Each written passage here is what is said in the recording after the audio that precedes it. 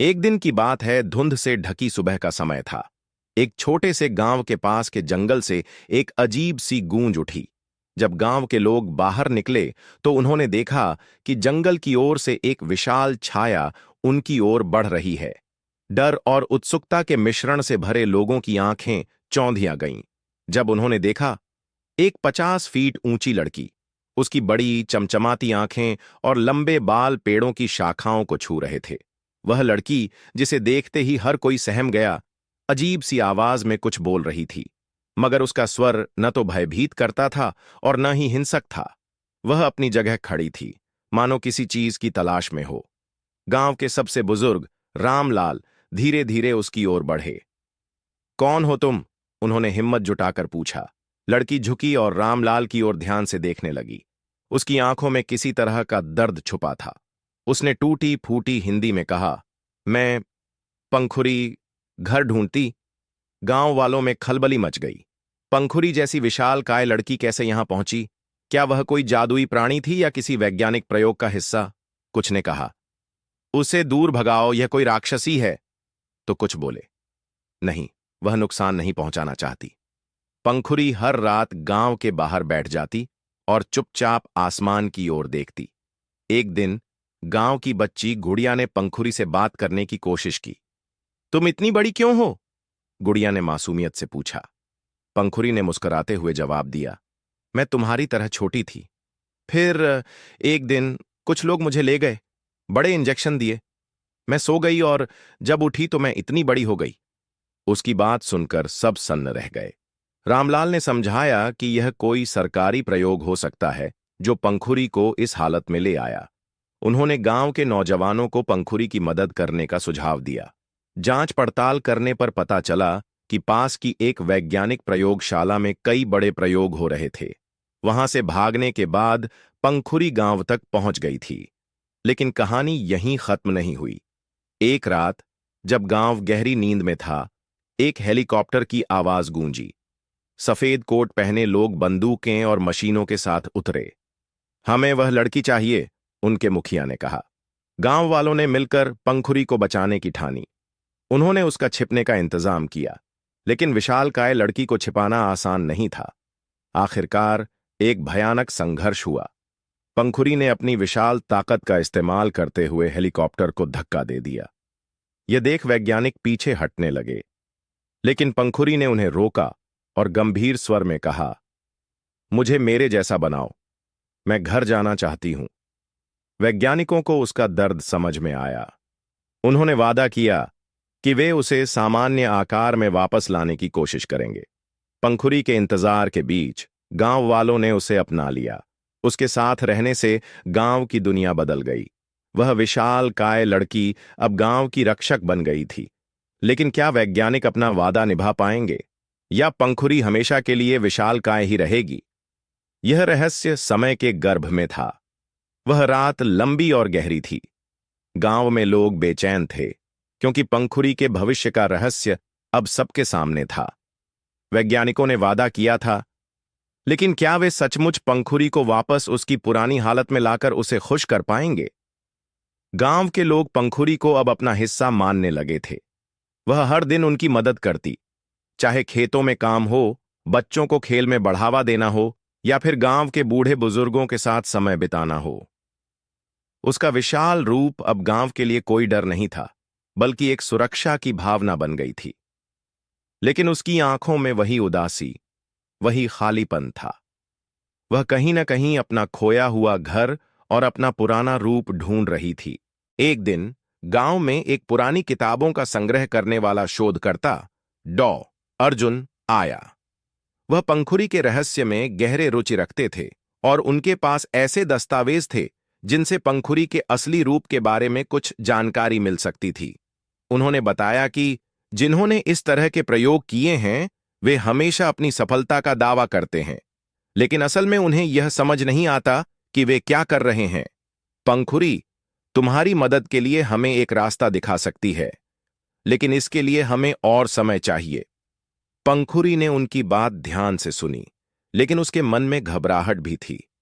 उसे डर था कि कहीं उसके साथ वही ना हो जो पहले वैज्ञानिकों ने किया था। अर्जुन ने समझाया, हम तुम्हें नुकसान नहीं पहुंचाएंगे। हम केवल तुम्हारे अतीत और प्रयोग के बारे में जानना चाहते हैं ताकि तुम्हें बेहतर इलाज मिल सके। पंखुरी ने धीरे धीरे उनका विश्वास किया। अगले कुछ हफ्तों में अर्जुन और उसकी टीम ने पंखुरी की स्थिति का अध्ययन किया। धीरे धीरे वे पंखुरी के शरीर की संरचना को समझने लगे और एक ऐसा तरीका खोजने की कोशिश की जो उसे वापस उसकी पुरानी स्थिति में ला सके। लेकिन समय ने अपनी चाल चली। एक दिन जब अर्जुन और उनकी टीम पंखुरी पर प्रयोग कर रहे थे, अचानक एक और हेलीकॉप्टर की आवाज सुनाई दी। इस बार यह वही वैज्ञानिक थे जिन्होंने पंखुरी को पहले पकड़ा था। वे अब और भी अधिक शक्तिशाली थे और उनका उद्देश्य पंखुरी को वापस उनकी प्रयोगशाला में ले जाना था। गांव वालों में डर की लहर दौड़ गई। पंखुरी, जो अब उनके लिए एक रक्षक बन चुकी थी, उस वक्त अपनी असली चुनौती का सामना करने जा रही थी। हेलीकॉप्टर ने आकर गांव के ऊपर मंडराना शुरू किया। गांव वाले डर के बजाय एकजुट हो गए। पंखुरी ने अपना विशाल रूप पूरी ताकत से दिखाया और कड़े स्वर में बोला, मुझे नहीं जाने दूंगी। उसकी आवाज इतनी गहरी और शक्तिशाली थी कि पूरे गांव के लोग उत्साहित हो गए। डॉ अर्जुन और उनके साथी जानते थे कि इस बार अगर पंखुरी को वापस ले लिया गया तो फिर से उसे इंसान बनाने की कोई उम्मीद नहीं होगी। उन्होंने अपनी पूरी ताकत लगा दी और साथ में गांव वालों ने भी उसे बचाने का प्रयास किया। वह संघर्ष लंबा चला, लेकिन अंत में पंखुरी ने अपनी ताकत और गांव वालों के समर्थन से उन वैज्ञानिकों को हार मानने पर मजबूर कर दिया। अब वैज्ञानिक अपनी हार स्वीकार कर रहे थे। जब सब कुछ शांत हो गया, पंखुरी ने एक बार फिर से डॉ अर्जुन से कहा, क्या तुम मुझे सचमुच पहले जैसा बना सकोगे? डॉक्टर अर्जुन कुछ देर चुप रहे, फिर धीरे से बोले, हम तुम्हें फिर से छोटा नहीं कर सकते पंखुरी।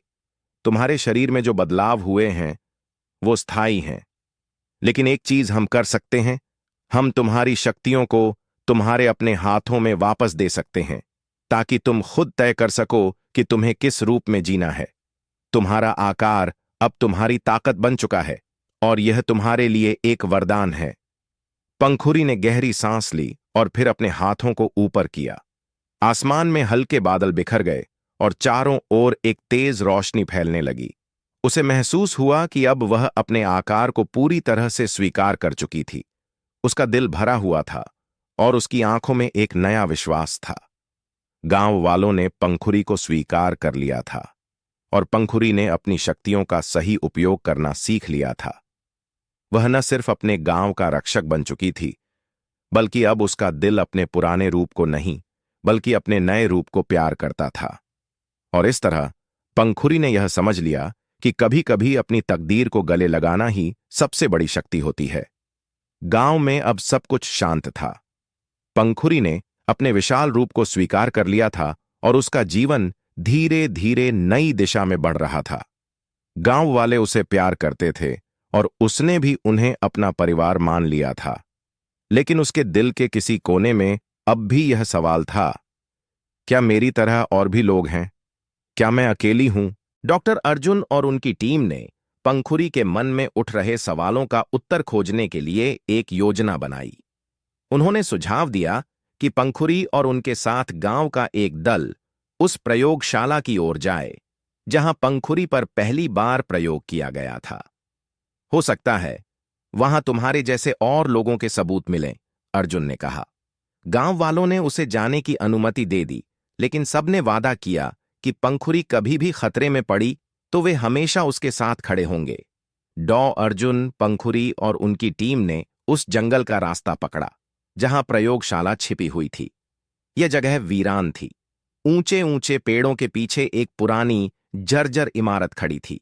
वहां की दीवारें झाड़ियों से ढकी थीं, लेकिन अंदर घुसते ही उनकी आंखों के सामने एक अलग ही दृश्य था। चमचमाती मशीनें, बड़े बड़े कंटेनर और दीवारों पर अनगिनत दस्तावेजों से भरे अलमारियां। जैसे ही पंखुरी और उनकी टीम ने दस्तावेज खंगालने शुरू किए, उन्हें कई चौंकाने वाले तथ्य मिले। पंखुरी के जैसे कई और लोगों पर भी प्रयोग किए गए थे। कुछ लोग विशाल आकार में बदल गए थे, तो कुछ ने अद्भुत शक्तियां हासिल कर ली थीं। लेकिन अधिकांश लोग प्रयोगों का शिकार बन गए थे और उनकी मौत हो चुकी थी। एक दस्तावेज ने पंखुरी का ध्यान खींचा। उसमें लिखा था, प्रोजेक्ट अद्भुत मानव, प्रयोग का उद्देश्य इंसान को अपार शक्ति और आकार देना। लेकिन असफल परिणाम के कारण परियोजना बंद कर दी गई। डॉ अर्जुन ने गंभीर स्वर में कहा, इस परियोजना के पीछे कोई बड़ा राज है। यह सिर्फ विज्ञान का सवाल नहीं है, बल्कि सत्ता और लालच का खेल भी हो सकता है। दस्तावेजों से पता चला कि पंखुरी जैसी कुछ और विशालकाय लड़कियां और लड़के भी थे, जिन्हें अलग अलग स्थानों पर भेजा गया था। कुछ जंगलों में, कुछ पहाड़ों के पास और कुछ गहरे समंदर में छुपे हुए थे। पंखुरी का दिल धड़कने लगा। अगर वे मेरे जैसे हैं तो शायद वे भी मेरी तरह अकेले और परेशान हैं, उसने कहा। टीम ने फैसला किया कि वे उन लोगों को ढूंढेंगे। यह एक बड़ा मिशन था, लेकिन पंखुरी के पास अब अपनी ताकत और आत्मविश्वास था। पहला सुराग उन्हें हिमालय की ओर ले गया। वहां के बर्फीले इलाकों में एक विशालकाय लड़के के होने की खबर थी, जिसका नाम दस्तावेजों में अर्जुन 2 लिखा था। वह लड़का अपने आकार के कारण गांव से दूर एक गुफा में रहता था और किसी से बात नहीं करता था। जब पंखुरी उसे ढूंढने पहुंची तो उसने देखा कि वह लड़का बहुत गुस्से में था। मुझे मत छुओ, तुम भी उन्हीं में से हो जो मुझे यह आकार देकर चले गए, उसने चिल्लाते हुए कहा। पंखुरी ने धीरे से कहा, मैं भी तुम्हारी तरह हूं, मैं भी तुम्हारी तरह अकेली थी, लेकिन अब मैं अकेली नहीं हूं। हम मिलकर एक दूसरे की मदद कर सकते हैं। कुछ देर तक चुप्पी छाई रही। फिर लड़के ने धीरे धीरे पंखुरी की बात समझी। उसने अपना नाम वीर बताया। वह पंखुरी और टीम के साथ जुड़ गया। अगला सुराग एक द्वीप की ओर था, जहां एक विशालकाय लड़की को देखा गया था, जो समंदर की लहरों को अपने इशारे से नियंत्रित कर सकती थी। उसका नाम संध्या था। जब पंखुरी वहां पहुंची तो संध्या ने पहले उन्हें अपनी शक्ति से डराने की कोशिश की, लेकिन पंखुरी ने अपनी कहानी सुनाई और कहा, हम सबको साथ आना होगा, क्योंकि इस दुनिया ने हमें जो बनाया है उससे हमें खुद को बचाना है। संध्या भी आखिरकार मान गई और टीम का हिस्सा बन गई। पंखुरी, वीर और संध्या अब एकजुट थे। उन्होंने तय किया कि उन वैज्ञानिकों के खिलाफ खड़ा होना होगा जिन्होंने उनके साथ अन्याय किया था। लेकिन यह आसान नहीं था। वैज्ञानिकों की टीम अब भी ताकतवर थी। उनके पास नई तकनीक और हथियार थे। क्या पंखुरी और उसकी नई टीम इस चुनौती का सामना कर पाएगी? क्या वे अपनी तरह के बाकी लोगों को ढूंढ पाएंगे और इस अन्याय के खिलाफ लड़ाई जीत पाएंगे?